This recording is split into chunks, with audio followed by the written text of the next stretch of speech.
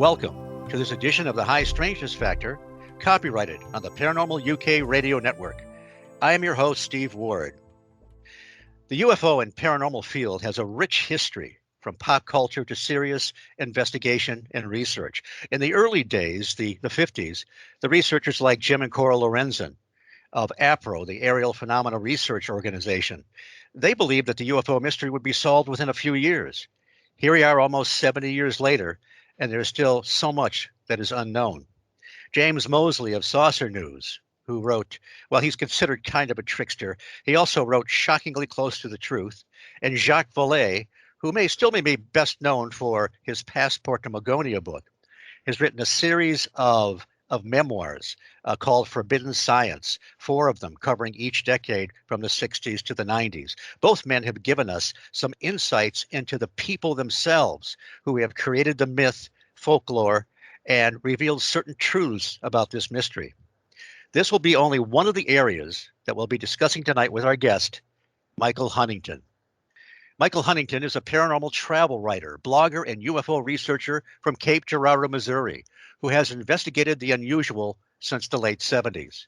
He has traveled to hundreds of places in the U.S. with his family, documenting strange locations and lost lore, building a paranormal location GPS research database with thousands of locations.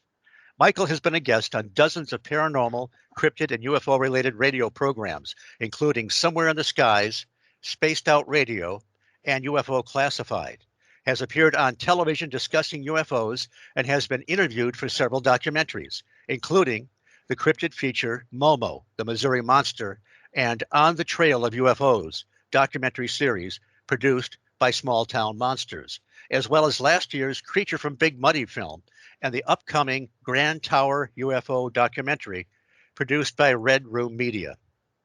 Michael's writing and photography work can be found on all social media, Facebook, Instagram, Twitter, the Strange Travels blog, the occasional print medium, and in the soon-to-be-released Strange Travel book series.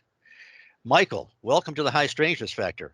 Thanks for having me. It's great to talk to you again. You're one of my favorite people in the field out there, so this is indeed an honor to be able to talk to you, Steve. Well, thank you. I feel the same way about you, Michael. I've been watching and really loving your posts on Facebook.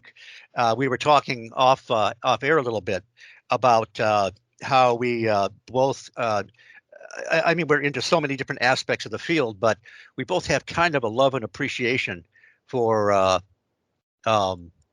okay, I've got just a second here.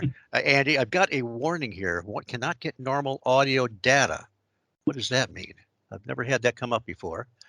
Oh, that's my backup. Okay, I'm just going to let it go. Andy, I've got the Skype is running.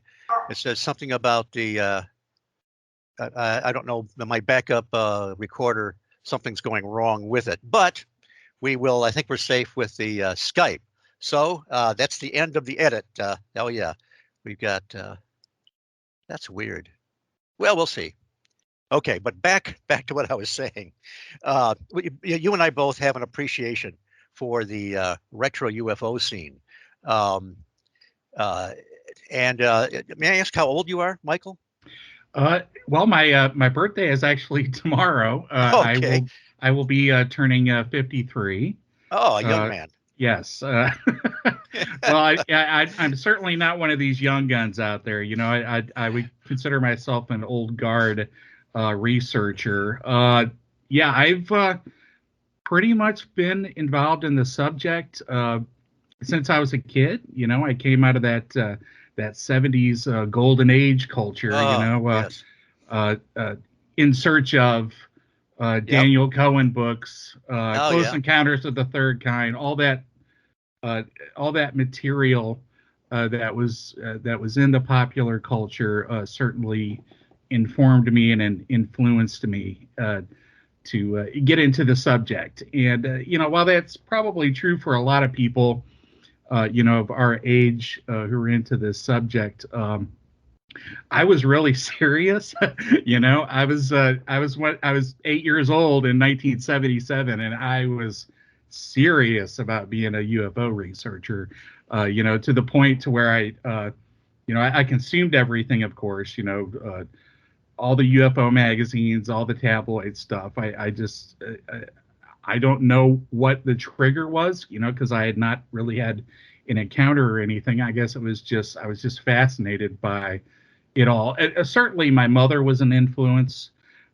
She got all the the Weekly World Newses and the National Enquirer, and anybody who was around in the 70s knows that all kinds of paranormal and UFO materials were found in those tabloid pieces in those newspapers, which really had a large circulation. The National Enquirer, I think, had one of the largest circulations in the 70s, and contrary to what we know or what we consider, what we think of, the tabloids of the period, during the 70s, they actually dealt with some legitimate cases and popularized legitimate cases. And for me, the case that really got me interested was the Travis Walton case, reading about it in National Enquirer. And that's the first place it was publicized, and they getting this warning noise again. Just go away, warning noise. Okay. And there was Bob Pratt, I think, was the author of that. He was, for a certain number of years, he was the guy that did the UFO reporting for the Enquirer. And it was legitimate reporting. I saw him. He didn't speak there, but he was at the 1976 MUFON Symposium in Ann Arbor, Michigan, that I attended. And it was very cool because I got kind of my start, or jump start, in the mid 60s with the UFO flap in Michigan, which became known as the swamp gas sightings. Dr. Hynek showed up and all that. Well, 10 years later, Dr. Hynek was at this 1976 MUFON Symposium. And his talk, the name of his talk was Swamp Gas Plus 10 and Counting. But anyway, that was very cool. But yeah, there's the 70s. Our friend Zelia Edgar, that we know from the Van Meter Visitor Festival, she's only about a quarter of a century old, and she laments that she wishes that she thinks she was born way too late, because she would have loved to have walked around in the 70s, been able to walk into book and magazine stores and see the array of magazines on the shelf. And even back then, Michael, I used to subscribe to dozens of different obscure periodicals, things that dealt with Atlantis, things that dealt with the faithists that believe in Oahspe, the big green channeled book by John Bello Newborough. I mean, it was just a great mass of information. And of course, everything's gone everything's gone digitized, which is a real bummer. But I'm also like you in that I'm not someone that had an abduction experience or saw a UFO when I was a kid. I was just fascinated by the idea. Did you ever read any of Frank Edwards' anthologies? I consumed everything when I was a kid, and if it came out in the 70s, if it was in book form, I read it. I moved around quite a bit. Our family moved around quite a bit. I'm from St. Louis, Missouri. I live in Cape Girardeau now, a little bit south of St. Louis. So I was always that new kid at school. So it's hard to fit into a new school when you're a kid. So I really UFOs and strangeness was sort of my refuge in a lot of ways, because no matter where I went to a new school, a new school would have a library. And even though you may not know how the library is set up, you know what the Dewey Decimal System was, and you knew it began at 0.001, and that's where all the UFO books were, and the Loch Ness Monster books, and all of that stuff. So I found myself at a lot of new schools, and I always went to the to the strange area within the library and consumed whatever they had. So yeah, I was influenced by all the classic works. I consumed all that, Edwards and Kehoe, and Right. even all the Adamski stuff. Oh God, yeah. Uh, all the Keel stuff. My big favorite was Daniel Cohen. That was sort of, he was such a prolific writer, and he was geared towards the juvenile set in his works, and he was sort of my focus of consuming all this sort of stuff. And then from there, I branched out. I got more serious. In the late 70s, I contacted APRO, the Aerial Phenomena Research Organization, and even though I was a kid, I demanded that they let me be a member. and they wrote me letters, saying, well, we have associates, and you have to be of a certain age and have a degree and all that, because they did have a sort of a standard, but I wouldn't tolerate it. I just kept writing them. And I sent them the money anyway, and they made me an associate. I was Oh, that's great. under 10 years of age, and I had my APRO card. So I thought I was big stuff, and I from then on, I took to everything that I read, UFO wise, book wise, I would recite into a tape recorder. Did you haunt the classified ads in magazines looking for anything remotely strange or unusual that you could order? My mom, like I said, had all those tabloid magazines. I cut those up and started my own filing system, and I had files of news clippings. I would just consume that stuff, and within a few years, Lucius Ferris had the newspaper, yep. The UFO news clipping service. I subscribed to that. So, by the time I was like 10, 11, 12, I was actually a pretty decent researcher. I was a member of APRO. I had files of news clippings. I read all the, the big works, right. And so, and it's pretty much not stopped since then. I in search of, close encounters, all that stuff from that period really got me going. All the UFO magazines, official UFO reports, all that stuff. I got all those every week. You got started a little bit earlier than I did.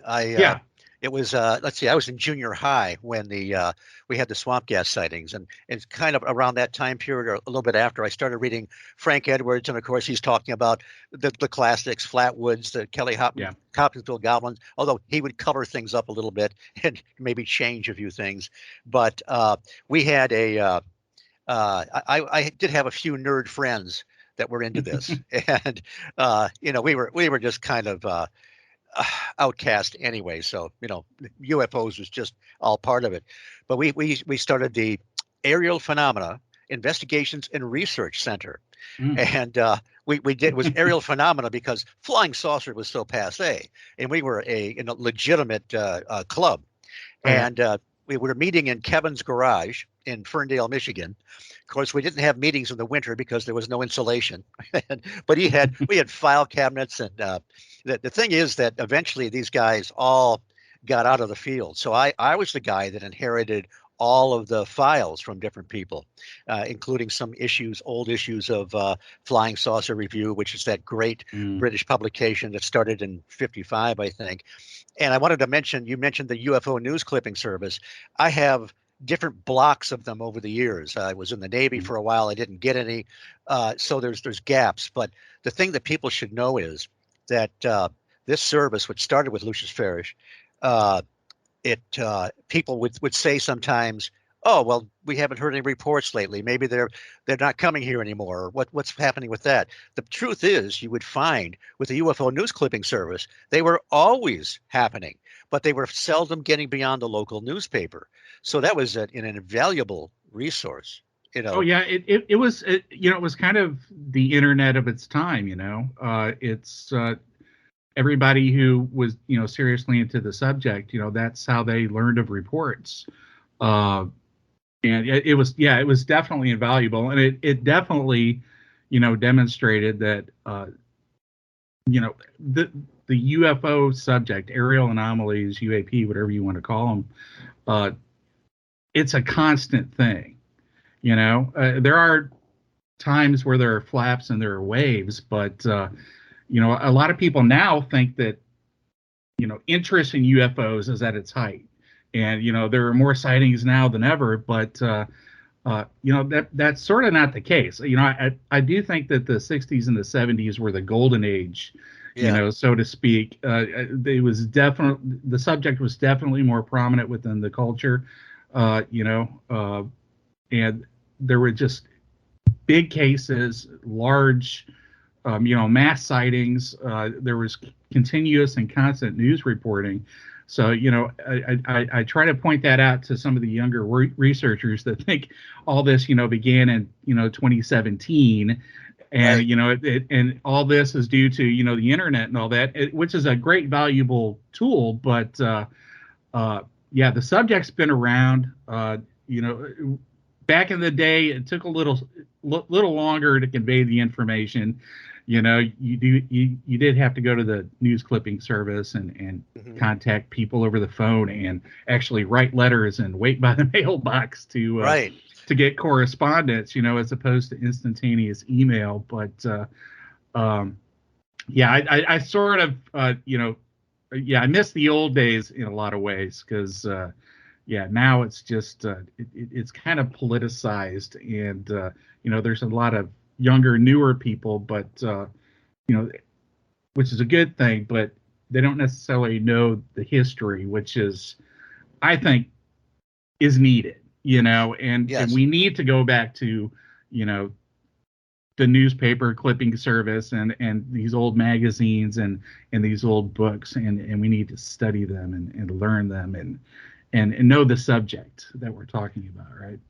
And we mentioned Zelia Edgar. I just on my last show. Uh, you'll if you go back to it, you'll hear her notebook. Just Another Tinfoil Hat presents, which is kind of a companion to her YouTube channel. Just Another Tinfoil Hat, but she gets into these some of the well-known cases like Flatwoods, Pascagoula, the Kelly Hopkinsville goblins. But man, I tell you what, Michael, she came up with some stuff that I wrote in my review of her book. I said, "Don't tell Chad Lewis," but she came up with some stuff I've never heard of before, and she's very takes a very Keelian approach. We'll get into Keel more later, but it's a book that has all kinds of depth. It's not just a rehash of cases, even though Yeah. she tells it very well. But it's she, you can tell that she's one of these people like us that even though she didn't experience the '70s like we did,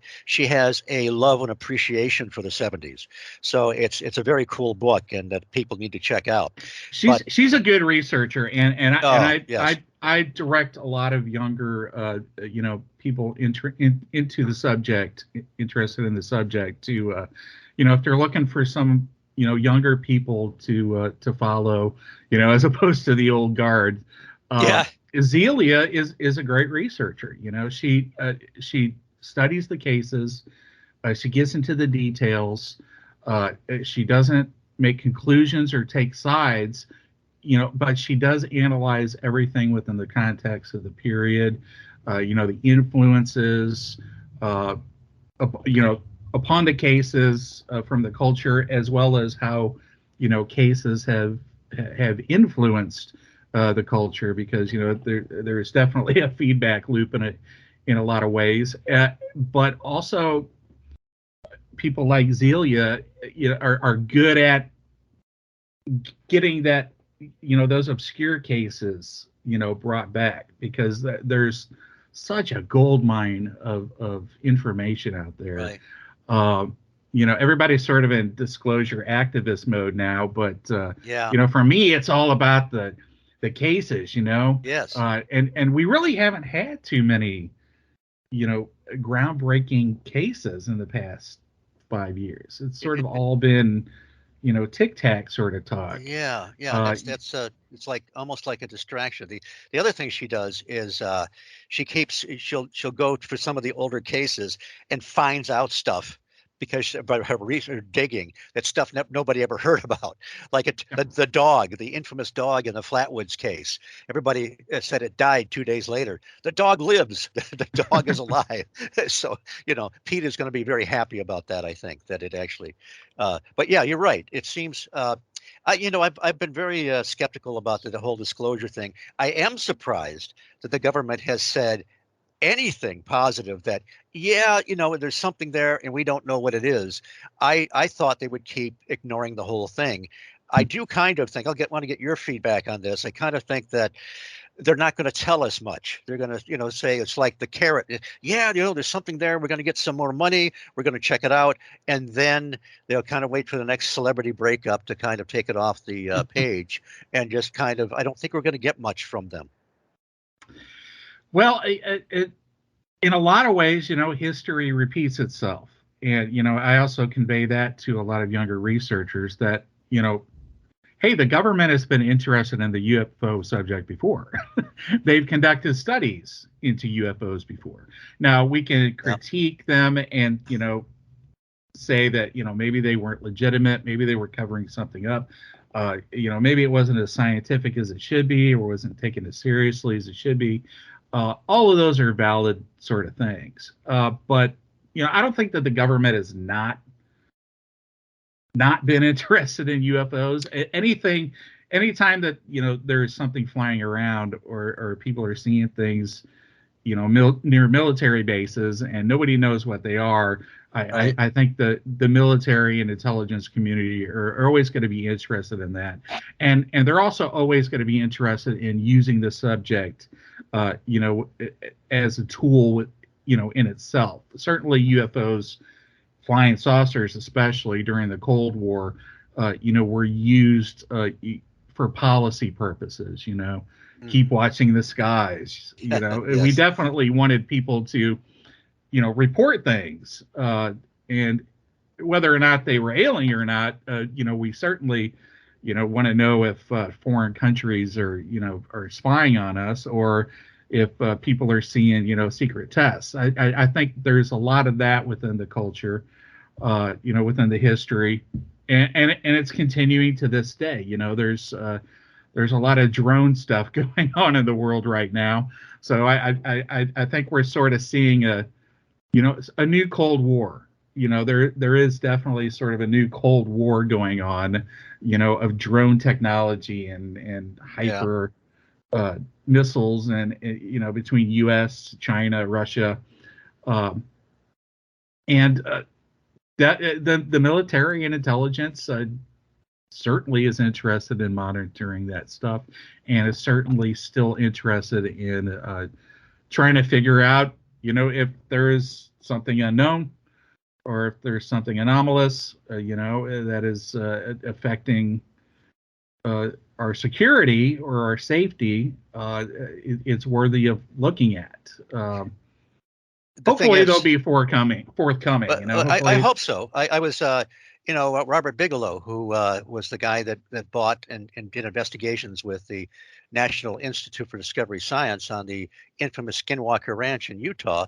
It hasn't really come forth since the book that he had allowed George Knapp and Colin Kelleher to write, called Hunt for the Skinwalker.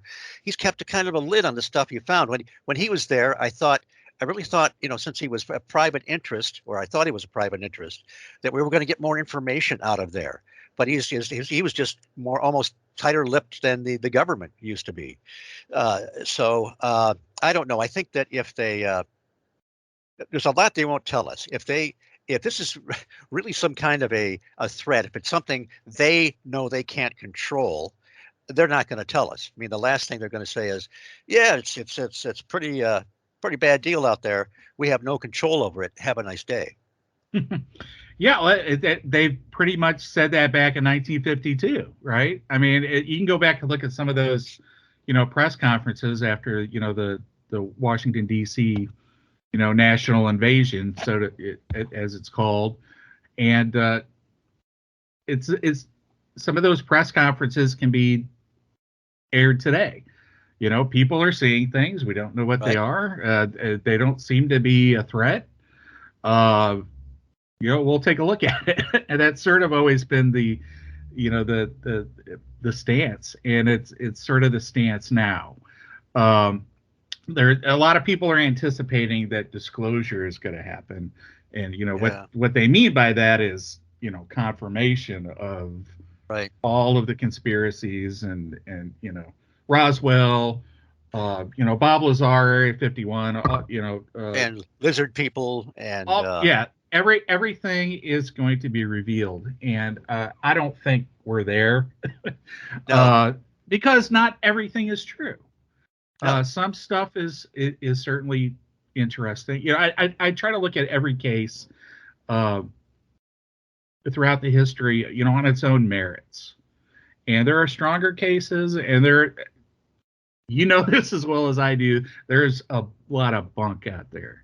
Right. There's a lot of baloney over the history of the subject. It still is fascinating to me. I'm just as fascinated by the con artists and the contactees and the crazy people just as much as I am, from legitimate cases that are intriguing and are probably representative of, an anomalous event.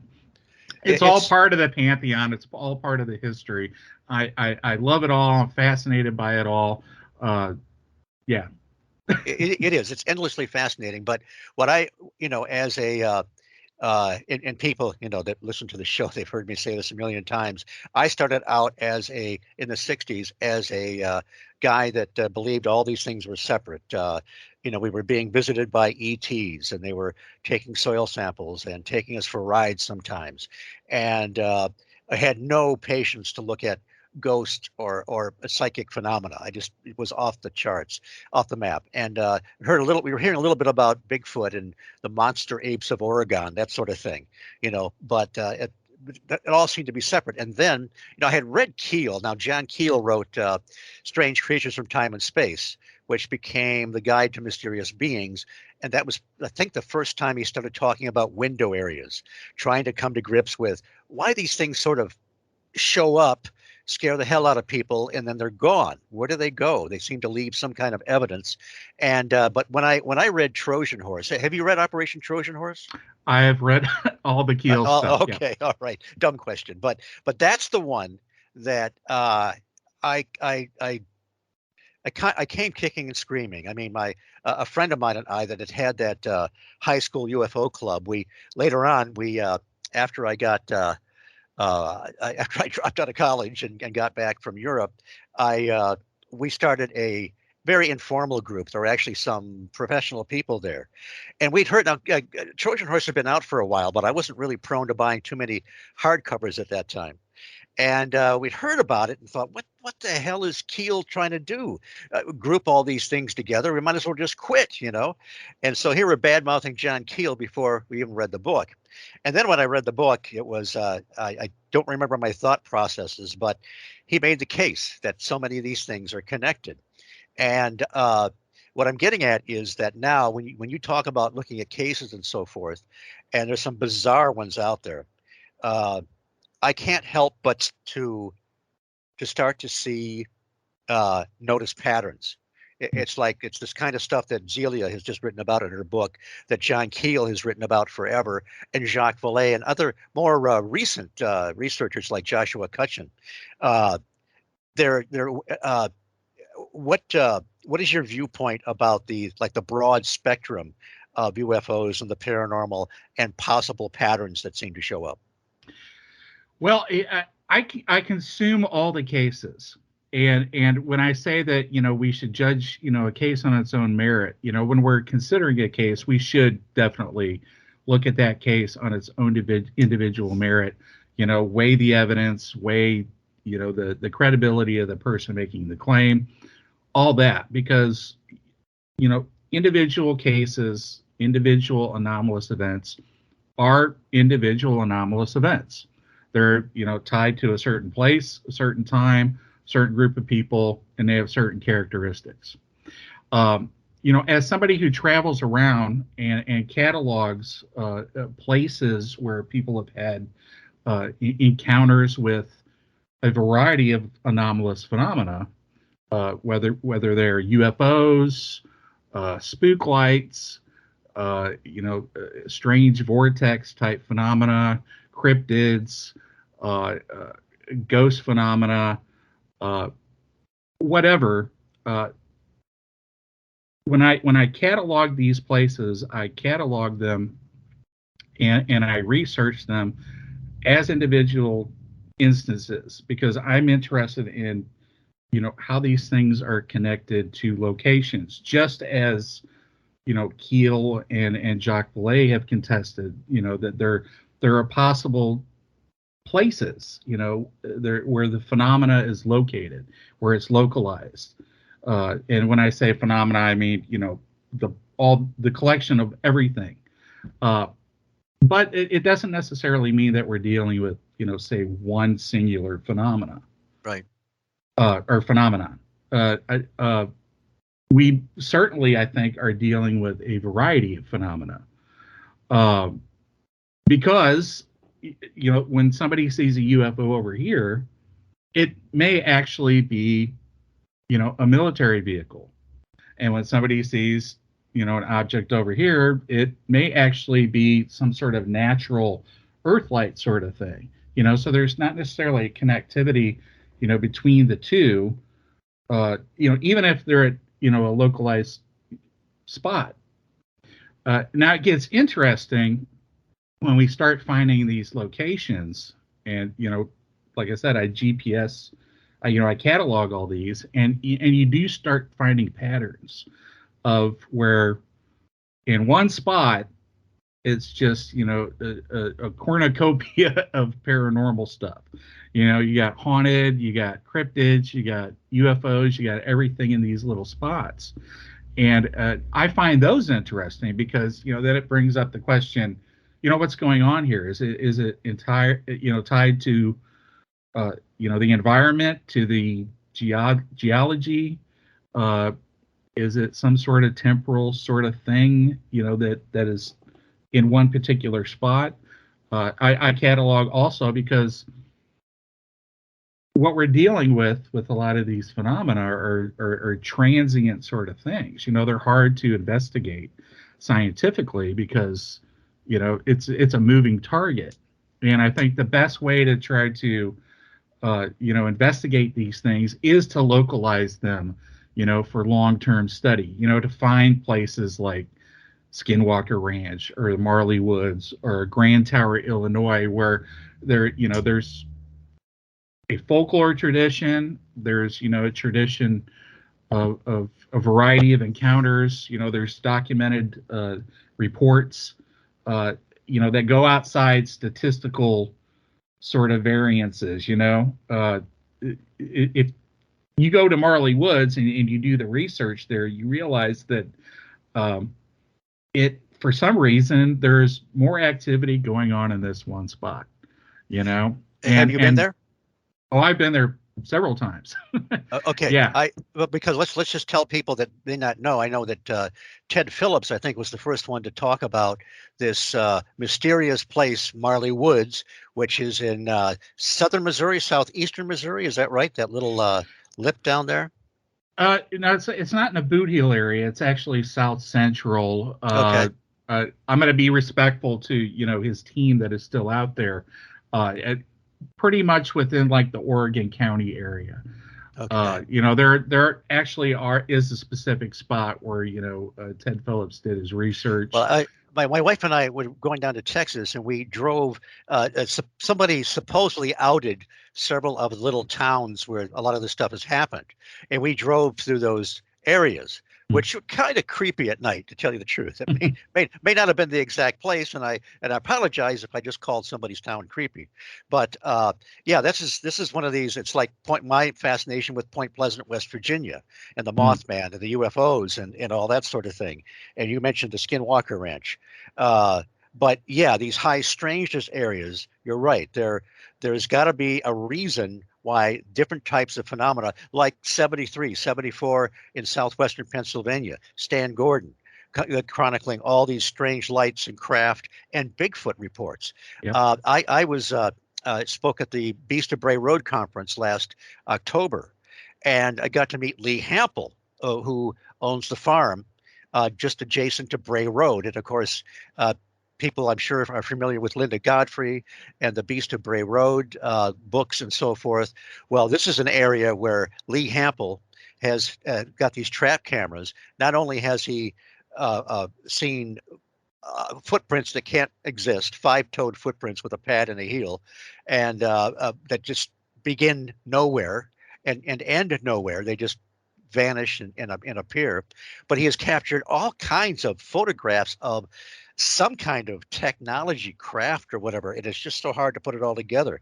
But those, you're right, those are the areas where, and he has tried to get universities involved. He sent the photographs of the footprints out to the DNR and other people, and he can't get people interested. Here's a laboratory that exactly what you said is what you need to study this, and officialdom is not interested. I don't think they know what to do with it. Ideally, you want long-term instrumented study, right? You want a programmatic effort, like a Hessland sort of thing, or a Skinwalker Ranch, or like what Ted Phillips did, or what they did in Piedmont, with project identification. You want some sort of long-term data collection, activity, some sort of program. But even then, after you collect all this data, what do we do with it?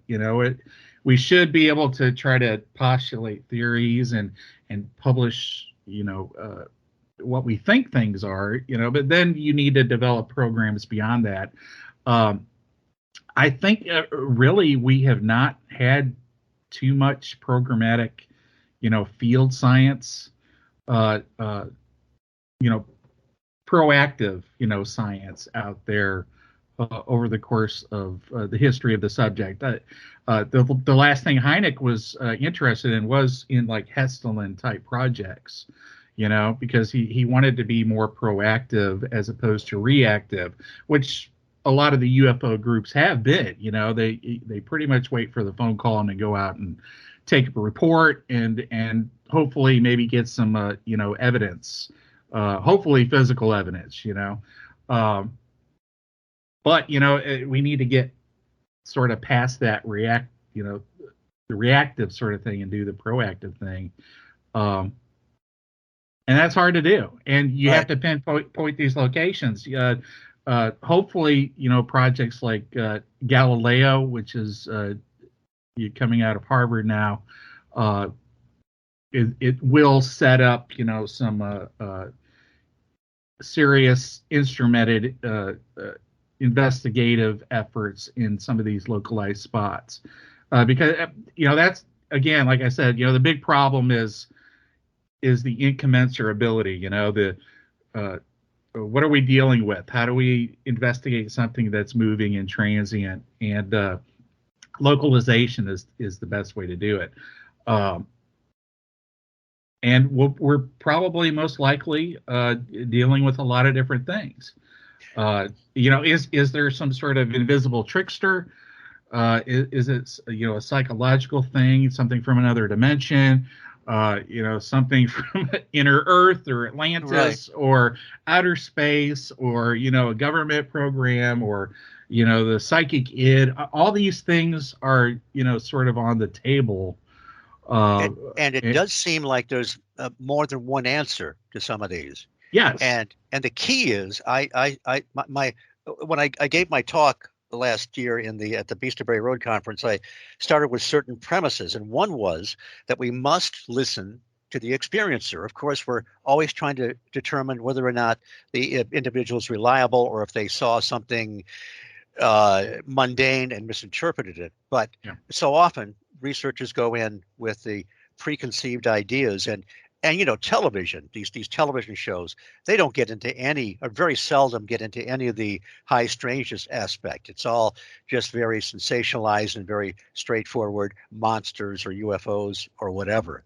But Yeah. let me do my little station identification here. You are listening to the High Strangeness Factor, copyrighted on the Paranormal UK Radio Network. I am Steve Ward, and today I'm talking to Michael Huntington about just about everything. Um, could you give us a little bit of an idea of what the Piedmont UFO flap was all about, or that area that where you and I are in the documentary. It's called I just I just lost it. Tower. What's it? What's it? Yeah, Grand Tower. It's Grand Tower. yeah, Right. Joe Turi's film that is in production right now, Red and Room Media.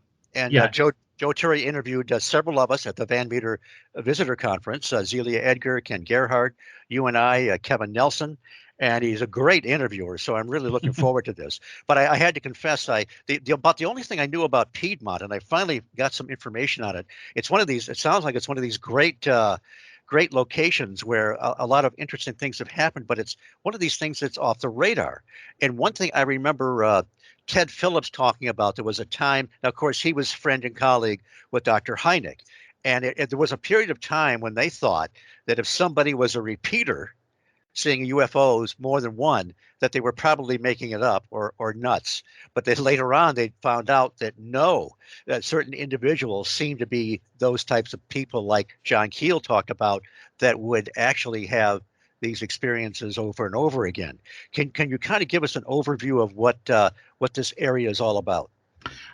well, I'm going to take a step back. First off, the Grand Tower documentary refers to Grand Tower, Illinois, Oh, okay. My which mistake. is just across the Mississippi. It's not too far from Cape Girardeau. And I suggested, Joe asked me if there was any, projects in Illinois projects that would be of interest. And I mentioned this to him, and he was sort of all over it. Grand Tower, Illinois is one of those hot spots. It's one of those places that, you can go back to the folklore, the ancient history, and there's going to be, myths, native myths connected to it, bizarre happenings, strange vortexes, cryptids, ghosts, river pirates, electromagnetic phenomena, all that sort of stuff. But Grand Tower in 1973 also had a series of UFO events over their power plant, the Central Illinois Power Station, which is Now, located there. is Grand Tower? I mean, is that in Central Illinois? It's on the Mississippi River Okay. in southern Illinois, All right. southwestern Illinois. A lot of weird stuff along the Mississippi in Illinois and Missouri. Yeah, but especially at Grand Tower, the whole, all the features there, are called the Devil's Backbone, Devil's this, Devil's that. That's a bad sign, Michael. There were river pirates that would take advantage of the fact that ships would always wreck right there. There's a big rock feature right in the middle of the river that was, a native sacred site, and may have even had, conquistador crossed to mark, the river at some point. There's riverboat captains, their electromagnetic equipment for some reason cuts out there. All this stuff. There have been massacres and floods, and the town was actually named like the most unluckiest town in America by Newsweek at one point. Massacres back in, was it the Native Americans and the settlers coming in, or several different ones. So it's got a long, interesting history. But boy, this echoes Point Pleasant. There was that, Chief Cornstalk and all. It is interesting. You got kind of get these patterns. But I just wanted to mention my part in this documentary was Zelia and Edgar and I talked a lot about the high strangeness aspects more in a general sense. So Mhm. when I see this documentary, I'm actually gonna learn, about Grand Tower that I don't really know. But go ahead. Yeah, but to bring it back to Piedmont, in 1973, in Grand Tower at this power station, there was a series of UFO events where an object was sighted over the power plant, seemingly siphoning power, and it happened on several occasions. And there were witnesses that actually saw military jets, chase these objects away. This was written about by Jerome Clark in Fate magazine, Okay. right after the event, so people can look this up. And it's part of a longer piece, because during this time period, uh, in 1973 at Grand Tower, during this encounter, just a little bit west in Piedmont, Missouri, was the Piedmont UFO Flap in Missouri. Okay. So same time period, same general area. One side of the river and one on the other. Is it fair to say that both these, I don't know, these flaps or whatever you want to call them, are not well known in the field? I think the Piedmont one, it definitely is. It's been talked about in documentaries Okay. before. In Piedmont, uh, it was massive. There was mass group sightings at like drive-ins, busloads of people seeing UFOs, people seeing UFOs, for weeks or even months by the hundreds in And what year? Piedmont. What years with this again? The great year 1973, where there was Boy, a that UFO wave across the country. right. The Webb's. I met him at that MUFON symposium. He wrote 1973, Year of the Humanoids, and then the fall there was the Pascagoula. There was let's see, when was the Cohen helicopter incident? It was in Yes. 73, maybe about the same time. So yeah, this was crazy back Yeah, then. there was a national UFO wave going on, and just national weird stuff going on. And so Piedmont, it all sort of hit, and to the point to where like CBS News was down there. So it became a national news story. Uh, uh, Hynek went down to the location. Ted Phillips, who's a Missouri Right. researcher and protege to Hynek, they investigated for a couple of days uh, around Piedmont where all these encounters were taking place. There was even an alleged encounter of an unidentified submerged object in Clearwater Lake there, Wow. uh, seen by people, some sort of lighted object under the water at the dam there. And they actually hired divers to go down, to look at it.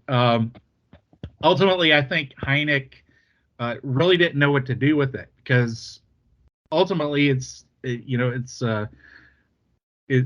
testimony, it's anecdote. We certainly should listen to witnesses. We should certainly listen to people conveying their encounters, but when it gets to the scientific part of investigating this sort of stuff, it's the claim is always the beginning of the investigation. I think Phillips and Hynek investigated it. I think they didn't really know what to make of it. What is interesting about Piedmont is uh, Southeast Missouri State University's astronomy department, Dr. Harley Rutledge, who was the head of it, came to Piedmont from Cape Girardeau here, and SEMO is my alma mater, by the way. He went to investigate, because it was nearby, and he was fascinated enough to the point to where he set up Project Identification, which ran for 6 or 7 Right. years. The first serious university field study of UFOs came out of Cape Girardeau here, and was of the Piedmont area, on the heels of the Piedmont Flap and the Grand Tower events. So Fascinating case, fascinating place. There's a lot of that in my area. I'm very lucky, Well, you know. yes, that was now. See, that was kind of off my radar for some reason. This was around the time that Hynek published his book, The UFO Experience, where he first talked about the close encounter categories: daylight disk, nocturnal light, radar visual, and close encounters of the first, second, and third kind. Other books have gotten all the way up to like close encounters of the 25th kind, which it means like you were abducted with a hangnail. I think they really would just go crazy. But I did want to point out that Ted Phillips, we just lost him a few years ago. He was a his specialty was close encounters of the second kind, which meant UFO physical evidence, burn marks, landing marks, effects on trees, bushes, and on people as well, radiation burns or conjunctivitis or whatever. And he literally thousands of cases he documented where there was some kind of interaction with the environment and with people. So he performed a really valuable job then. He was one of my biggest influences as a kid, because I 1980 or so, I'm reading UFO Encyclopedia and I'm reading biographies, and Ted Phillips was a Missouri guy. He was a Missouri researcher, and he did probably, I think, more than anybody else as far as gathering physical evidence. And close encounters second kind cases, trace cases, I think are really the best out of all UFO cases, because we have something tangible that we can test. And I'm lucky to be here in Missouri. I have traveled to many of Ted Phillips's famous cases, and kick the dirt around where UFOs that were investigated by Ted Phillips were supposedly seen or landed. So I've retraced a lot of his cases. He certainly is missed, but he's left a lot of work for us to follow up on. I want to get more into retro UFO and books and authors that influenced you, but I'm going to have to ask the infamous, I believe it was supposed to be 1941, the alleged crash in Cape Girardeau. What's your opinion on that? Well, it's part of the lore. It's been around for a few decades now. The key source is Charlotte Mann, who has relayed the story that she heard on her her family's deathbeds and family folklore and stories and whatnot. Is she the one that said that there was something to do with a photograph? Yeah, she was shown an alleged photograph that was had a couple of men holding up an extraterrestrial. Basically, in 1941, sometime in April, I get on a Sunday evening, the Reverend William Huffman of the Baptist church here was called by the police to investigate some sort of an airplane crash outside of town, and he was a new minister there at the Red Star Baptist Church, and he was picked up by a car and he was brought out to this location, and it wasn't an airplane crash according to the lore, according to the account from Charlotte Mann. And she was sort of interested in relaying this story after reading some of the works of Leonard Stringfield, and contacted him, and that's how the story got into the UFO lore. But arriving on the scene, classic UFO crash scenario, silvery object, a couple of dead gray aliens, one maybe alive, people around, maybe fire department, a couple police. Then the military come in and threaten the heck out of everybody and swear them to secrecy and take the stuff and fly I away wonder. to Wright-Patterson or wherever the heck that stuff goes, right? So I've always been, kind of skeptical of the crashes. What happened, I had been on Tim Beckley's show, Exploring the Bizarre, another one of the old guard we lost recently. oh yeah. Uh, and one Tuesday, I think, or maybe it was Thursday, at the last minute, he asked if I could be on the show. And it was kind of last minute, so he must have had, somebody legitimate cancel or whatever.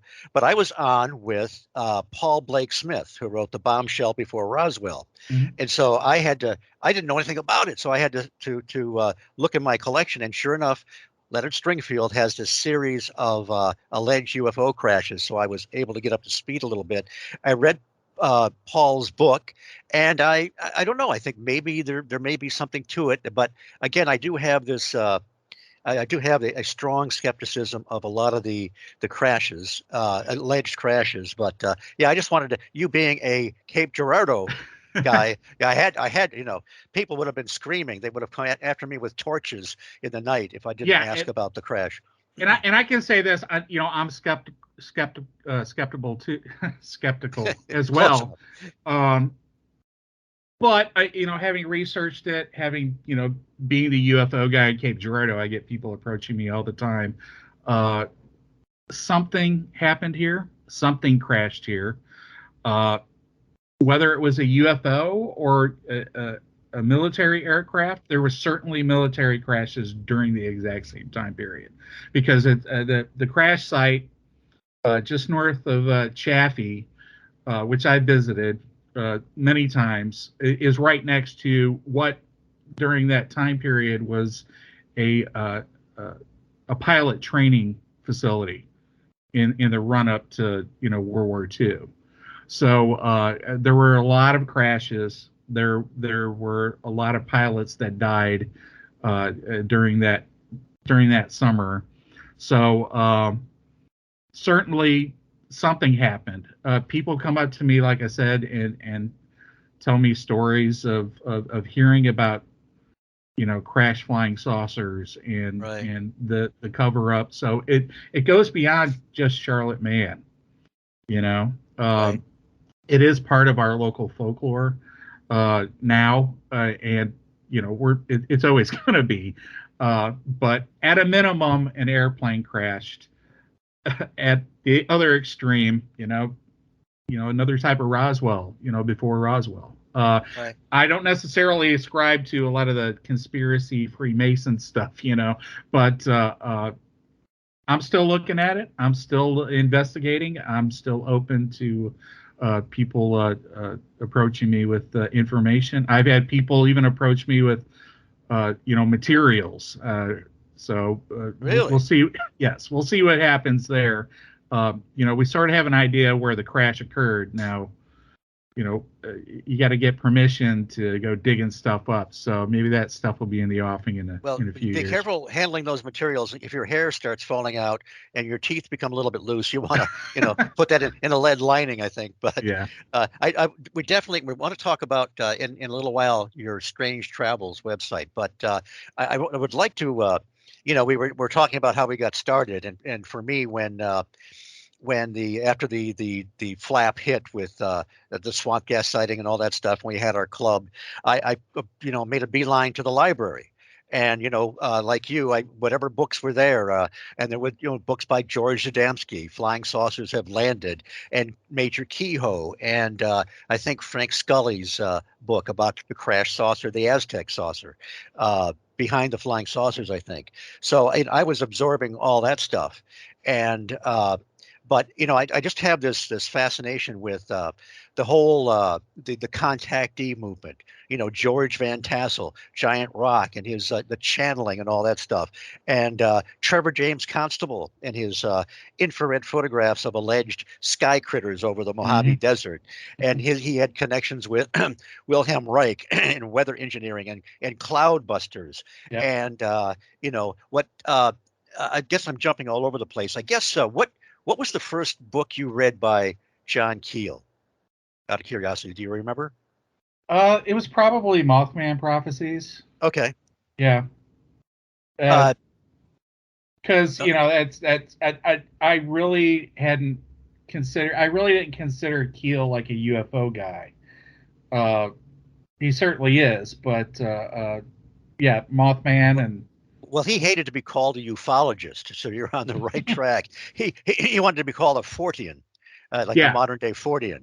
yeah. But yeah, he got. He was critical of ufology too, Oh, sure, yeah. which I like to point out to a lot of younger people that quote him. That Well, I had read, like I said, Strange Creatures from Time and Space. I read several articles of his and UFO Report and so forth. I actually saw him on television. I got a hold of my grandparents' old black and white TV, but they had UHF channels on it. And the young kids out there are going to say, "What the hell is UHF?" Well, we had our basic channels like 247 or whatever, but they're the ones with the extra knob where it was channel 50 or 62 or 38 or whatever. Well, I was getting our local channel 50 in the Detroit area was had all kinds of syndicated shows from New York. So we had Joe Pine, the first shock jock. We had Les Crane and a guy named Alan Burke, and those guys would have the weirdos on, but they'd also have people like Ivan Sanderson on. And of course, for those that don't know, Ivan Sanderson is was the great British naturalist who, living in New Jersey, friend and colleague of John Keel, wrote The Abominable Snowman, Legend Come to Life, and great books on UFOs. Well, he was on one night on the Alan Burke show, and John Keel was in the audience. He actually came there with him. But he came up to even back then, they would have the microphone where people from the audience could ask questions or whatever. The topic that night was the Bermuda Triangle. So this goes back, this is like late 60s. So, but, so I finally, I finally read Trojan Horse.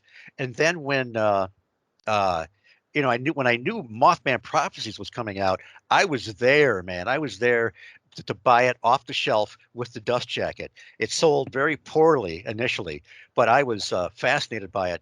Now, for me, I sometimes I recommend people to read some of Keel's other books before they read Prophecies, because Prophecies is like jumping into the polar water, the polar challenge. What were your impressions when you'd already read a lot of literature, but what was your impressions when you first read the Mothman Prophecies? well, even back then, I recognized the importance of Keel as well as Jacques Vallée in trying to connect these phenomena together. And for me, that's what was fascinating, reading about especially with the Mothman stuff, the UFO encounters and all the other stuff that goes along with the Mothman stuff. It always fascinated me and made me wonder, is there some sort of like vortex there? Did time and space just stop? Was there a twilight zone, created in this one spot? When I was a kid, I watched a lot of In Search Of, and so each week I would get a new mystery to be interested in, and reading a lot of Cohen, who Right. likewise, wrote across, he wrote about ghosts and Bigfoot, UFOs, and all that. The airships as well. Yeah, the Great Airships, one of his great books. All that stuff, sort of, I definitely recognized even at that age. Yeah, and about how old were you when you read Prophecies? Well, I was more into I was more into the hard UFO stuff. Right. So I was probably like around maybe 10.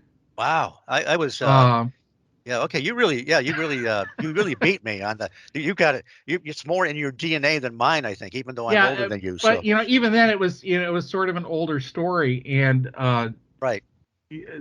It was always that there were people like Gray Barker and yes. and all those magazines that were sort of very Keelian in their approach. They were totally okay with the notion that all these phenomena are connected. So you would find articles about Bigfoots at UFO encounter sites, or Mothman type cryptids, in Yes. graveyards and all that. So I recognize that Keel was definitely somebody, one of the early proponents of that, along with Jacques Vallée. It was Yes. probably when I went to college, and I majored in philosophy of science, Oh, and my emphasis was on pseudoscientific demarcation.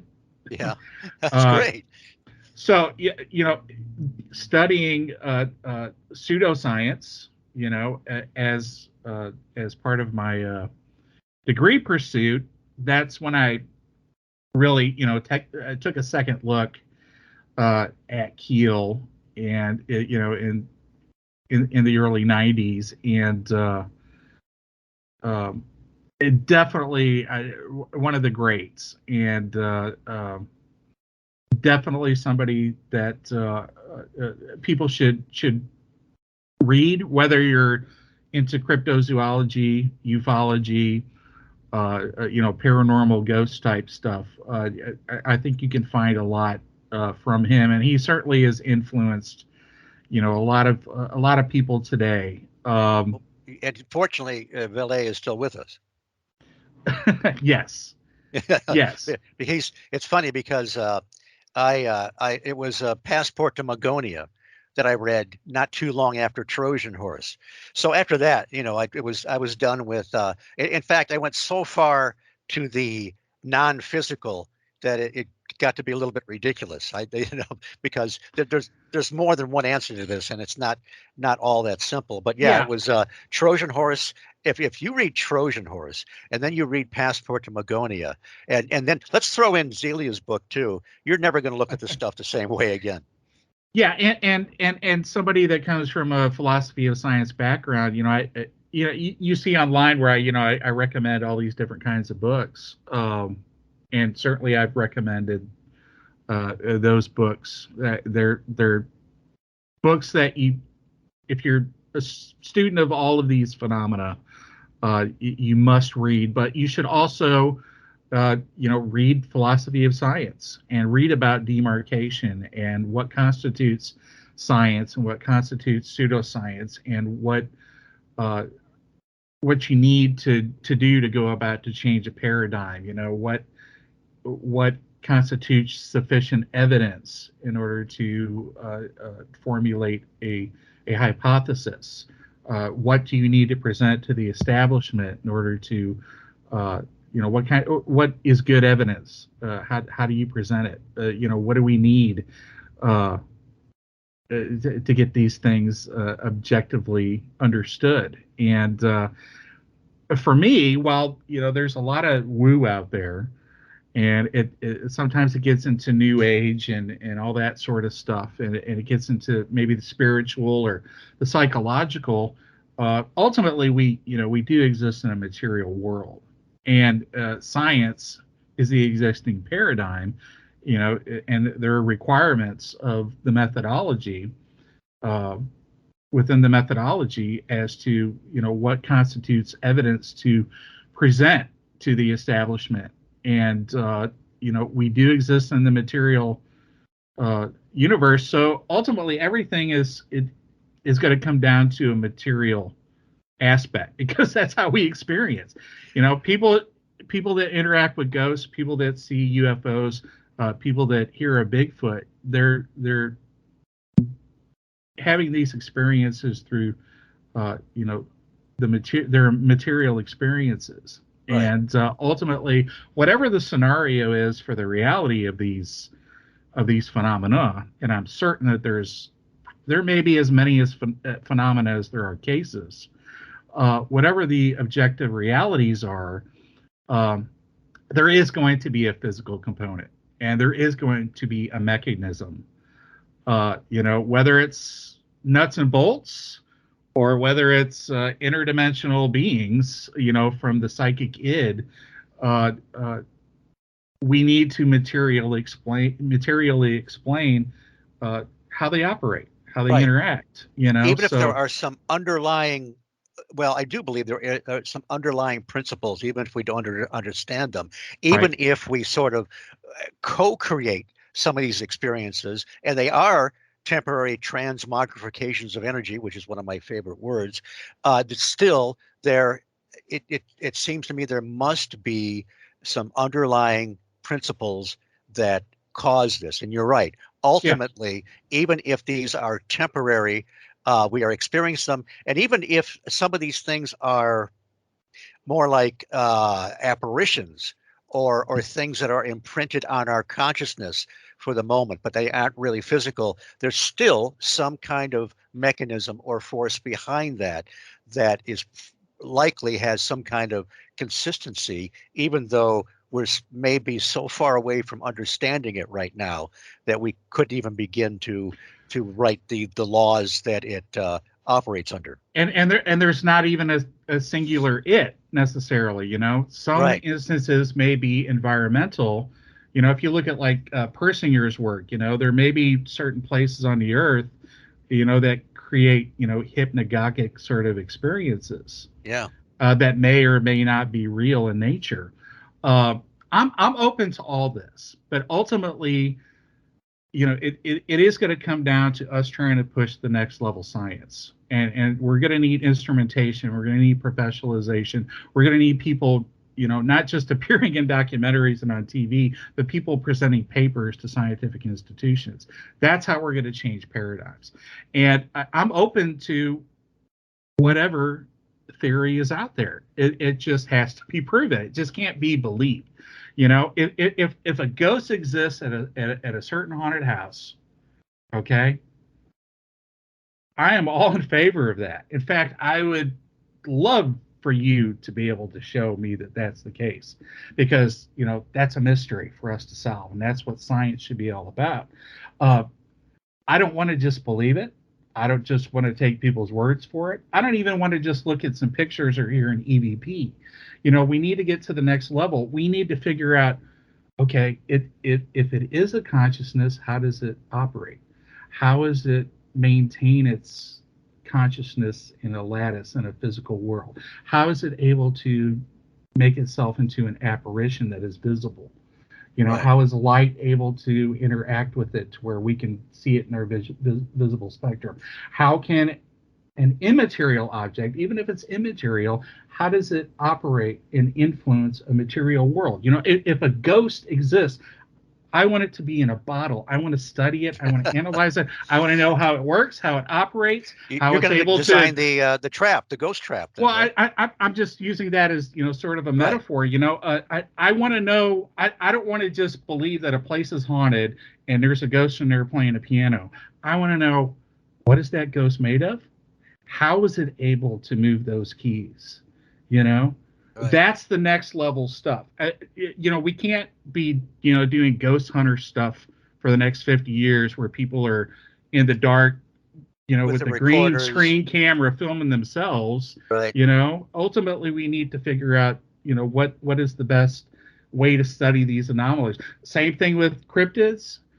Same thing with UFOs. These are all transient anomalies, and a lot of times, you know, because I do strange traveling, you know, and I GPS and catalog all these places, they're connected largely, you know, to localities, and you know, we need to solve that mystery as well, and we need to solve the mystery.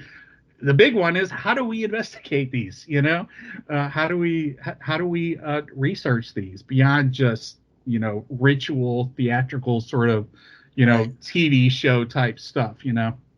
And another thing is that even though I'm basically a Keelian, and I think he laid the groundwork for the idea of things like paranormal mimicry and a reflective factor, which there's a lot involved there.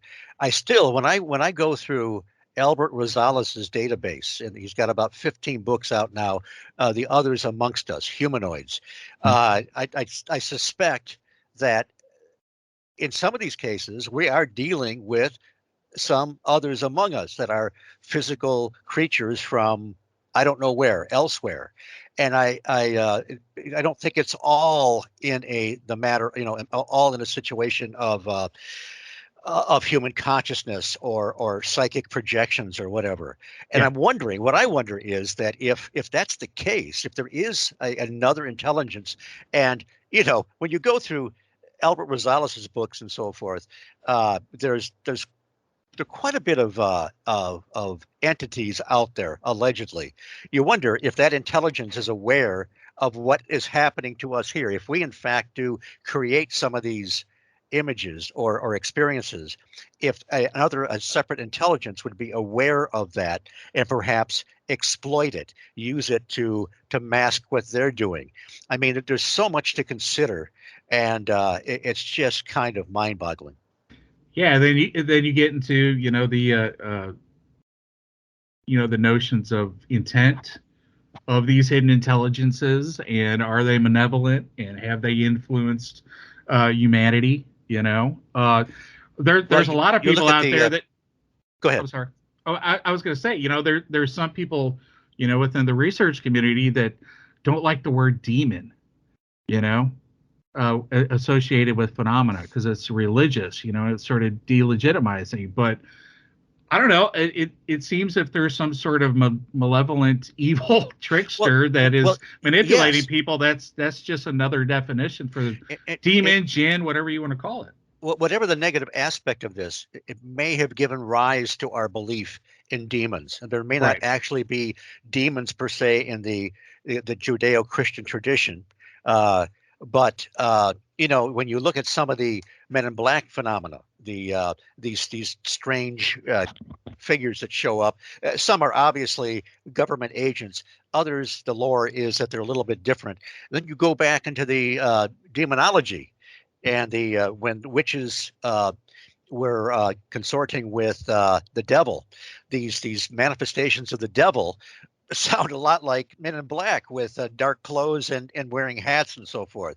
And of course, from Jacques Vallée, Passport to Magonia, there are so many parallels between some modern day UFO experiences and different traditions and folklore, like missing time and even the appearance of the entities. So we're really talking about something absolutely enormous. I did want to mention that I met Gray Barker for a few minutes at that 1976 MUFON symposium.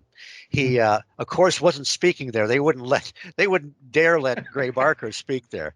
And that the funny thing was, he was hawking one of his Saucerian publications, and on the cover was Vegetable Man, and Jean Duplanter, who was the artist that did a lot of that stuff back then, had drawn it. So my friend Kevin had gone to the 1967 Congress of Scientific Ufologists in New York City in June or July of 67. And he met a lot of these people. He knew James Moseley and Gray Barker. And he would even, we had a publication called The UFO Phenomenon. He would swipe one of Barker's pictures and put it on the cover or whatever. Then he'd call Gray later and say, "Hey, Gray, I used your picture from such and such." And he'd say, "Oh, okay. Did you give credit to Saucerian Publications?" He said, "Yeah." "Okay, fine." He didn't mind at all. But I thought, oh, Gray Barker, man, and in the pictures I had always seen him with close cropped hair. Well, his hair was kind of longish, and he's wearing these thick glasses. And I asked him about differences between his book, The Silver Bridge, and the Mothman Prophecies. I asked him about I don't know if you're familiar with the UFO warning that he published with John Stewart, was a New Zealander that had a supposedly bizarre Man in Black experience, very much like Albert Bender.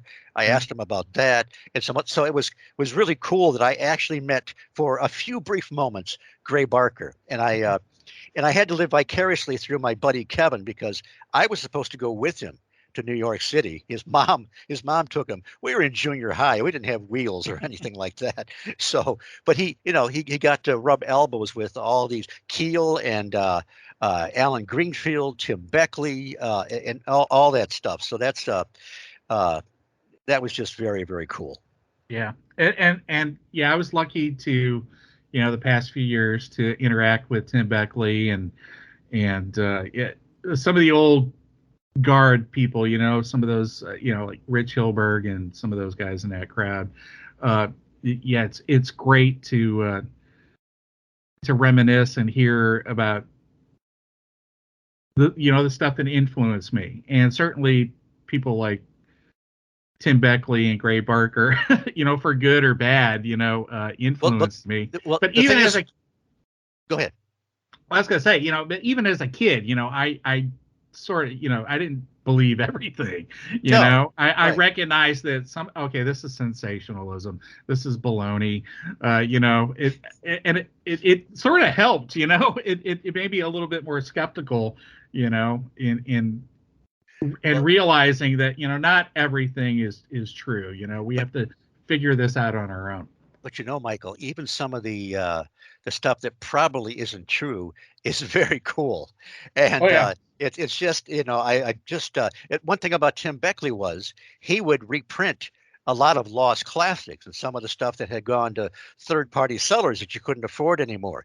He'd reprint them, but he would also have a lot of additional material. For example, The Saucers Speak by George Hunt Williamson. Mm.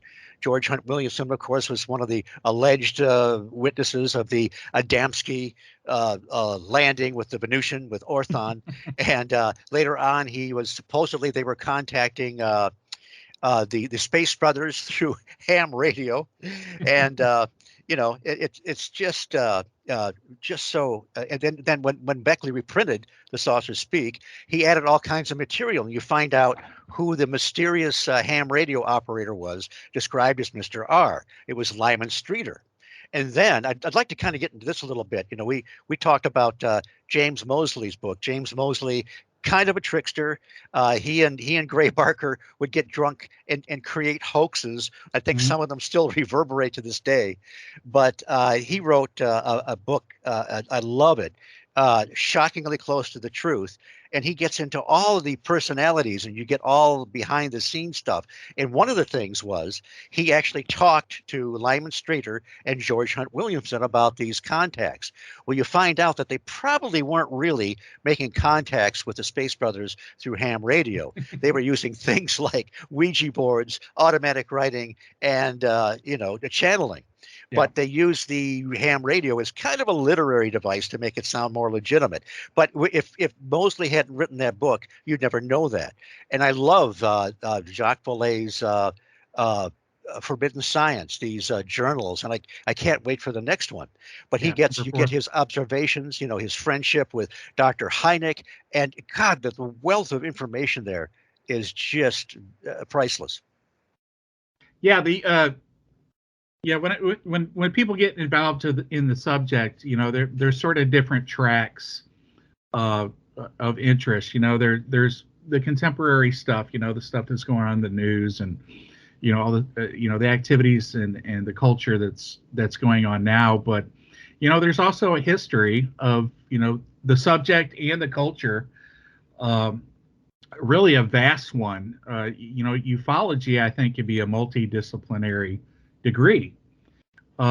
There's certainly, it's been around long enough. There is a literature. There are historical movements and influences, cultural influences, all that. So I encourage people to study the history, and then ultimately, we're dealing with within ufology as well as within other anomalous studies, we're dealing with scientific mysteries and scientific issues and how, the evidence questions and what constitutes good evidence. So there's a lot for people to to consume. I've been in the subject for 45 years, and I still have not scratched the surface on the number of books that there are out there. Oh my God! And cases out there, and I catalog these places, and I probably have 6,000 of them, and I know that I am nowhere near, where I could be. There's probably 10 times as many. Just getting into folklore, local Yes. urban legend and folklore, And so much of that, you bring it forward to the present, and there's so many similarities, like voices coming out of the forest, and back then and now, mimicking one's parents and so forth. Yeah. It's just phenomenal. And it's so great, and I love to work with people like Chad and Kevin, and a lot of the people up at Van Meter, uh, Zelia, people like yourself, that are interested in preserving this lore, especially at the small town level, Yeah. because a lot of these towns are disappearing and they're losing their folklore, and the old haunted house is getting torn down, or the haunted cemetery is getting overgrown, or people aren't around to remember the wild man that once lived here. So uh, there's a service, I think, also in preserving the folklore, whether it's true or not. And I will take it all in and consume it all, and catalog it all, because we don't want to lose it to history, because it may not mean something now, but it may in the future. And either way, it's Well, if we can preserve it, we should preserve it. and we should, because again, if you look at people like Keel, Belay, Edgar, Cutchin, and so many others, they when you preserve all this, you will see that there are interesting patterns that are probably Mhm. not accidental, and you're probably not imagining them. And about Van Meter, that's one of the best moves I ever made, was to think, well, maybe I'll check out the Van Meter Visitor Festival a few years ago. And the quality of people there, it's a relatively small festival, but man, oh man, the quality of people there are phenomenal. Yep. And you mentioned Chad Lewis, Kevin Nelson, Noah Voss. They're the ones that uncovered this incredible. You talk about uncovering folklore that was lost for a while. This strange Van Meter creature, this bird-like creature in 1903. If they hadn't uncovered it, we still wouldn't know anything about it. Yeah, and it's a fascinating story. It's interesting on its own. If it's true, it's freaking amazing. It's phenomenal, right? Right. But just on a small town folklore level, um, it's great to preserve this stuff because it's local history. And when we have, events like the Van Meter Festival that are geared towards the community itself and helping the community, nobody's going in there and exploiting the community, which is what you find No. with in other places. Right. Van Meter, and I've been to other places that are similar to this, like um no, I'm having a blank, but places like Grand Tower, places like Murfreesboro, where they Right. celebrate their folklore. Murfreesboro would be a Bigfoot creature, right? The big muddy Yeah, creature. yeah, Right. that was back in the 70s. But yeah, preserving this lore and promoting this lore is also good for some of these small communities that really can use the help. And with Van Meter, it wasn't just an oversized bird. You had a lot of important town officials say they saw this, but there was also something where it exuded some kind of vapor or whatever that caused amnesia, and it also seemed to generate some kind of a light from its horn on its beak or whatever. And Mhm. again, it just one of these impossibles that people saw, but that uh, when you look at other cases, humanoids or whatever, there's the light phenomena where they're holding the light or it's coming from their chest. There's the missing time, the amnesia. Again, this is with supposedly a cryptid of some sort, but there are possible patterns that relate to other cases. And if those guys hadn't uncovered this, we wouldn't have that piece of information. Yeah, and really years ago, when I started following the Backroads lore guys, um, they were an inspiration to me to do the strange traveling stuff. Yeah, let's talk You know, about. Tell us about Strange Travels, and I know you're upgrading the website as well. Is that right? yeah, I'm upgrading the website, but you can find a lot of just type in my name and whatever Yeah, Strange Travels, paranormal. Michael Huntington, and you'll find some good stuff. Yeah, UFOs, Bigfoot, ghosts, whatever, and articles will start popping up. There's a lot of stuff out there. There's probably a few thousand articles. And great pictures too. You've got you went to the locations where they filmed Close Encounters. The little boy Barry, is that where he's abducted? Uh-huh. You go to that house, and it's just kind of cool to see these places that they used in the movie decades ago. Yeah, when I was a kid, when I was a researcher, I always wanted to like go to these places, right? That's where the UFOs and the aliens are, right? That's right. I want to go to Kelly, Hopkinsville. I want to go to Pascagoula. I want to go to Mothman area. I always wanted to do that. And have you been to the Point Pleasant? Yes. Oh yes. Oh, I yeah. saw one of the pictures there with your little boy, right? Yeah. And okay. Probably I guess 8 years ago, I started, okay, I'm going to start doing it. I'm going to start going to all these places, and I'm going to write about them, and I'm going to document them, because, a lot of times, you'll find, especially with the UFOs, there'll be little reports, but you don't have really an idea of, what the location looks like or what it feels like, so, and I always wanted to put myself into these into these spots.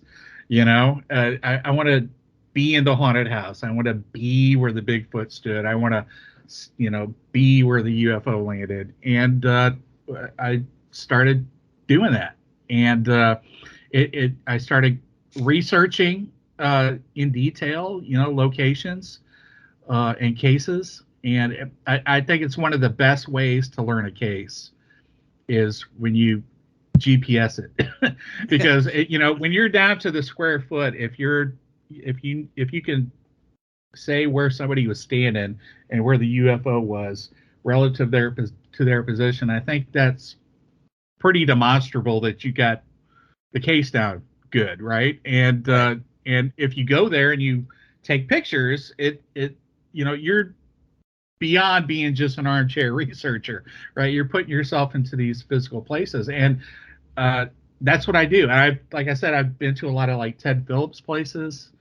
I've been to all the Pascagoula and all these different places. And what's also interesting is when you go back to some of these cold cases, because largely all these things are cold cases, right? They're not solved. Oh, sure, right.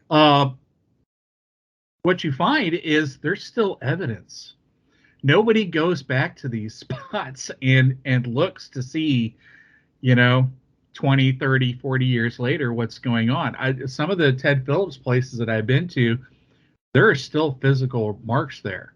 Really? Now, is this the Marley Woods area you're talking about? No, I'm talking about just, different places. All right, different CE2 investigations.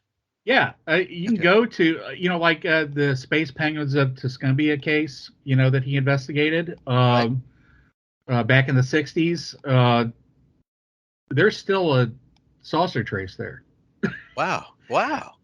You can go to Kelly, the Kelly Hopkinsville case. Right. There's still a saucer trace there. Really? I'll be darned. We just forget about some of these cases, but, if there are still traces there, and also if there are still phenomena there, which you also find, there's a variety of phenomena in a lot of these same places. What's going on with that, and how come nobody's comparing soil, from the 60s to what's going on now? We really need to take it up a notch. And cold case ufology, I think, is another way for us to go about doing that. It's almost like there's this dead zone in human consciousness that still pushes this off and expects to hear about UFOs at the end of the news broadcast as a funny vignette and good for a couple giggles. But my first the first time that I needed to go somewhere to see what it looked like, after I had read the Mothman prophecies in about 76, I think, I went down in 1977. I made a pilgrimage down to Point Pleasant, and I was visiting some friends in Buffalo, and so that Sunday night, Sunday during the afternoon, I drove down to Point Pleasant, found the Low Hotel, by happenstance, and I had a map of the TNT area. TNT area, it was, of course, is where they saw the Mothman one of the first times, and so I went out there. And back then, you could actually drive around there, but I didn't take enough photographs for one thing, and I don't have really clear memories of the town. But I went out there. I went to the Old North Power Plant. There was a guy in a hard hat that wanted to know what I was doing there. He was very cool. He just wanted to make sure that when I went in there and took pictures, I didn't kill myself. But that was, I was just really wanted to go there. And then took some great black and white photographs of the power plant outside and inside, and I have not been able to find those for years. Ah, I've been up in the attic packing up stuff, praying that I will. I came across them once, maybe 15, 20 years ago, and I can't remember what I did with them. So I really want to find them. I can make some blow-ups for Jeff Wamsley, and he would love to have them. I mean, oh, yeah. it was like June or July of 1977, and one thing I did not do, I did not go around talking to people about if they saw the Mothman, because it was only 10 years after the bridge tragedy. And Mm, God forbid I talked to somebody that lost a family member or a friend, only yeah. 10 years before. So, yeah, I completely understand. I think everybody does that when the places that they see in film or in whatever, a historic event of some sort happens, people really want to see there and experience it. Do Yeah. you have a rough idea when the new website will be launched? Well, I'm working on it. There's a lot of stuff I got going on right now. We're working on that documentary. I got some trips that I'm planning for. Probably here within the next couple weeks, I'll do the reboot of the website. I've just sort of been. I really didn't do anything last year at all because of COVID, or Right. in 2020 because of COVID. Um, Before that, it was a lot of social media stuff, and I was just locked into traveling and doing the writing, more than really the publishing type stuff. Right. Sometimes the adventure, the journey is more than the product. But as I am a full-time investigator now, Right. and a full-time researcher, my wife is like, okay, you need to start making some money now. So I'm going to be publishing the books. This will be the Strange Travel books. Yeah, I have enough material for several books, so I'll probably, I'm not one of these people. I'm really against exploitation of a lot of this. For me, it's about investigating and researching and being a part of a community and the journey. Uh, you know, but gas costs money and hotels cost money and all that. So probably what I'll do is I'll probably do some Kickstarter stuff. And I'll probably do that with the new rollout of the website. I'll probably Kickstarter Okay. a couple of journeys, a couple of excursions, and then publish some books through that as rewards. I think that's a good way to go because I don't want to work for like a publisher. Right. Well, I really what I need is I want gas and I want to get on the road. yeah. That's my big thing. I got a lot of trips planned. I got a lot of places to go. A skinwalker trip maybe in the offing. There's a lot of stuff. A trip to Ann Arbor might be in the offing. Right. I certainly got to get up there and document some of those historic. The Frank Manor Farm, where the landing took place, is on private property now. I Right. know John Tinney has been. He's got a plan to put up plaques all around the Michigan, Yeah. and commemorating different events. And he's going to try and get permission to put it, near that property there. Yeah. He's also doing things like there was a contactee. What was his name? Oh God, he supposedly contacted the aliens down in Detroit, off Livernois Road, and where the railroad tracks come in. And oh gosh, I can't think of his name, but he had the wildest tales. His tales were so wild that Long John Nebel threw him off the show. He claimed Oh, he claimed that the Men in Black killed him 5 times, but he was resurrected. Oh gosh, I can't. And he was. I remember reading about him in an old issue of Saucer News. But anyway, wants to go around. There was the Bigfoot sightings down in Monroe. We have our own classic paranormal events, real or imagined, and so that's really cool. Putting up these plans to put up these plaques here and there. I mean that's and great. I Richard love Shaver. that oh, that's it. Yeah. He had his voices on his welding torch just about 6 miles south of where I was born. I'm actually going to be visiting Richard Shaver's grave in April. Oh, in Arkansas? Yes, it's I will be attending the Eureka Springs Ozark Mountain UFO conference. Oh yeah. And just so happens that's along the way, so I'll be stopping down there in Yellville and taking a picture of that. I'll probably along the way also stop at Buck Nelson's, the contactee. Oh. Buck Nelson's. I was able to find his ranch. Oh, cool. John Tenney has republished his book about meeting the saucer people. Mm-hmm. Yeah, I've actually been to that area, Mountain View, and cool. been to some of the libraries there and seen some of his original materials there. I know he's not with us anymore, but I wonder if his Martian dog is still alive. Well, I've actually been trying to locate this ranch for a couple of years, and I found it a couple of years back, and tried to get out and take pictures, but the last couple of times that I've been there, I haven't been able to get out and take pictures of the ranch where he had these space conventions. Yeah, because there were wild packs of giant dogs. Wow.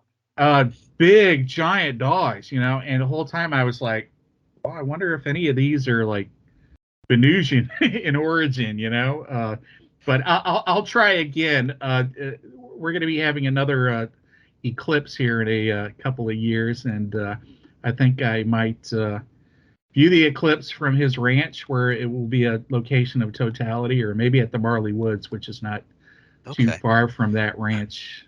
I might like to find out some information about Marley Woods sometime in the future, off air, of course, because we want to be respectful of the people that live there. Right. But when you start to do some of these things, Kickstarters or whatever, let me know. I'll get you back on the show. You can come on back earlier too, because I just love talking about this stuff, especially with somebody that is as knowledgeable as you are, and as I don't know what I want to say, off center or twisted enough to be to follow these things the way we do. It's really a pleasure. Yeah, thank you. We probably should wrap up fairly soon, but please, if there's some other things that we haven't gotten to that you'd like to talk about, this would be the great time. Will you be doing any speaking? Do you have any speaking engagements coming up? Well, I haven't really gone the speaking route. I do attend quite a few conferences, but for me, that's like a lot of work. It is. It really is. And it's really only a benefit. I think if you're, there are people that are on that speaker track and that celebrity track and that media track, and that's not me. I'm a researcher and a writer. I will do that occasionally from time to time. I'm not in it for the publicity or the money or anything.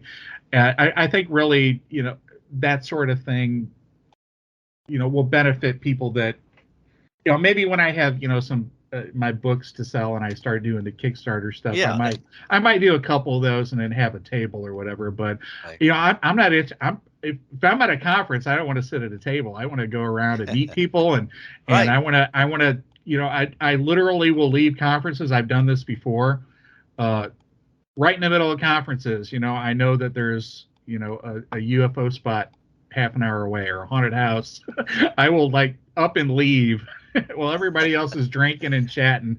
I will up and leave and go take a picture, yeah, of some dark road, and people think I'm nuts, but for me, it's about, I'm not into the social stuff as much as I am the subject. So Although it is great, I mean, you make great connections. I don't do a lot of speaking, but you're right. When you do, you really, for me, I'm not a natural speaker, and I have to really kind of work at it, and yeah, so I'll be doing some speaking at the Beast of Bray Road conference at the end of April. Zelia Edgar will be there. A friend of ours, Brandy, who is also a Van Meter, one of the Van Meter irregulars, I call us, and so that's a place. Have you been to Bray Road, Elkhorn area? I have not. It's Oh, certainly on the list. you know what? You may want to try and do it at the end of April, because we're going to go back to one of the days, Lee Hampel's property. We spent 2 hours looking at these incredible photographs of stuff that he has taken. Things that could be the creature from a distance, but certainly this vast array of technology or whatever it is, Right. mists that show up, and then carcasses of animals disappear with no Yeah. footprint and drag marks, and of course photographs in the snow and the dirt of something that is not categorized. But yeah, that would be. It's worth it to go uh, to see him speak. He's very informal. He was a math teacher for like 45 years in Illinois.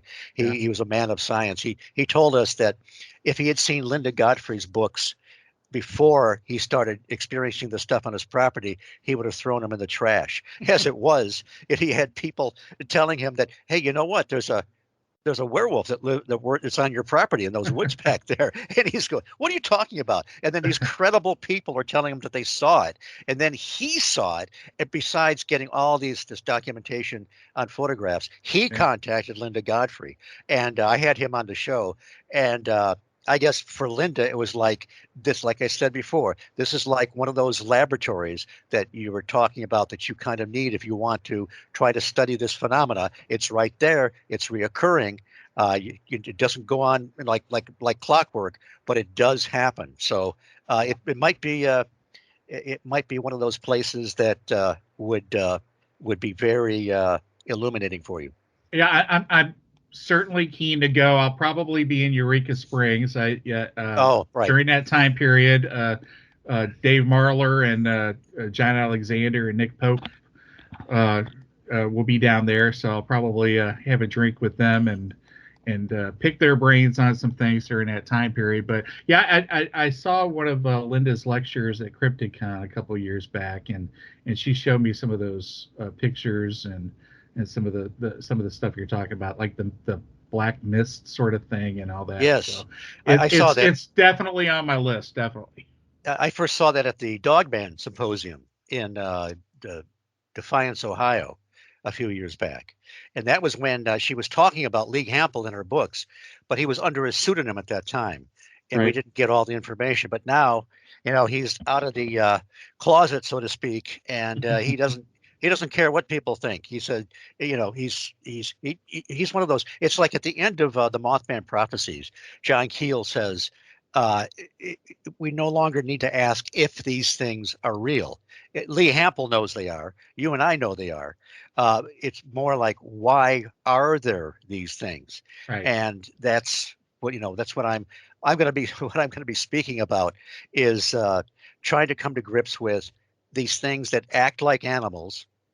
They eat roadkill, they eat bait, but there's some kind of technology or something that masks them. And you Right. can tell there's all this bizarre stuff going on. How does it relate? So I'm going to go off the speculation cliff, but I will have a disclaimer in the beginning and end and say, look, I don't believe any of this. So, it's either a disclaimer or cowardice, something like that.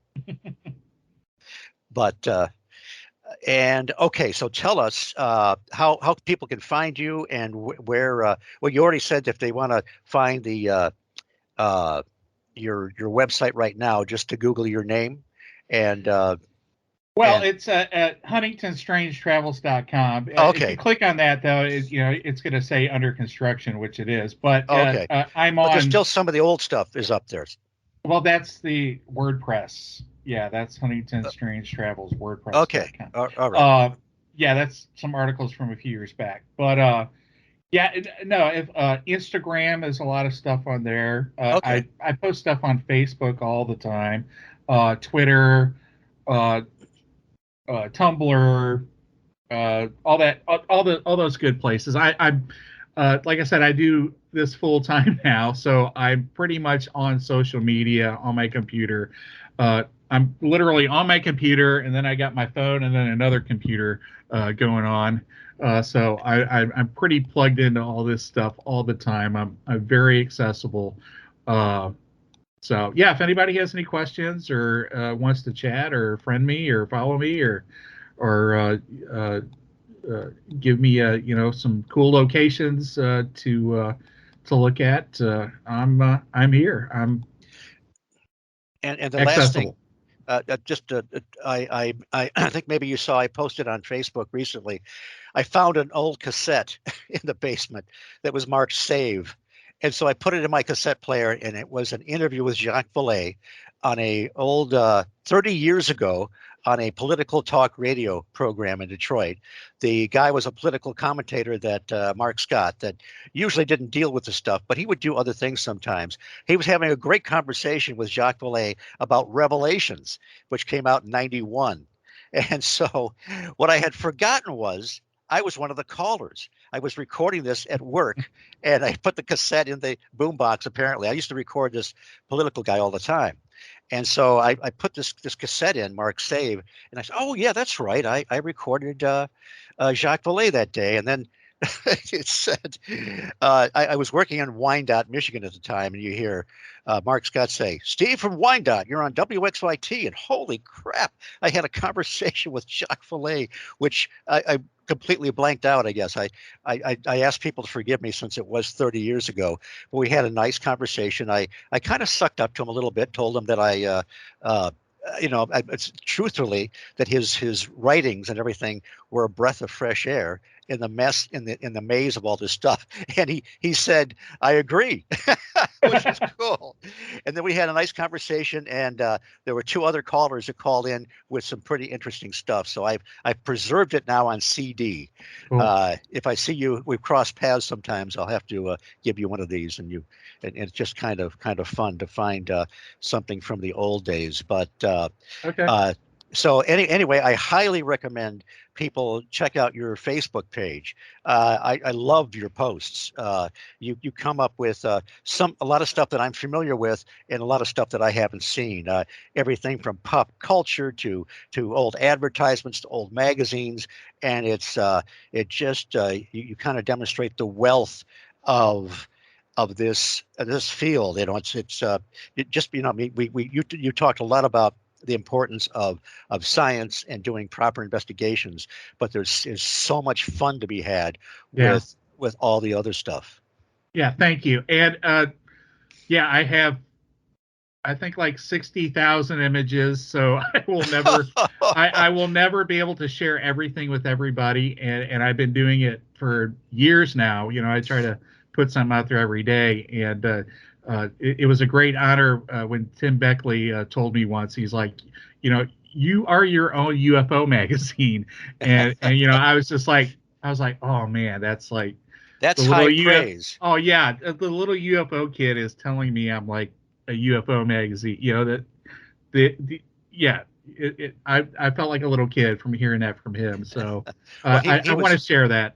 he was Mr. UFO. Oh yeah, And yeah, definitely when if Tim Beckley said that, that's something you can hold on forever. Very, yeah, very cool. yeah. Well, thank you, Michael. I think we'll close it out now. But so that's where people can get a hold of you, and we should look for books in the future, a new website, and perhaps we'll see you speak once in a while. But anyway, if people are going to conferences, they will definitely run into you from time to time. Yep. And thank you for having me. It's great to talk to you. You've been one of my heroes for a while.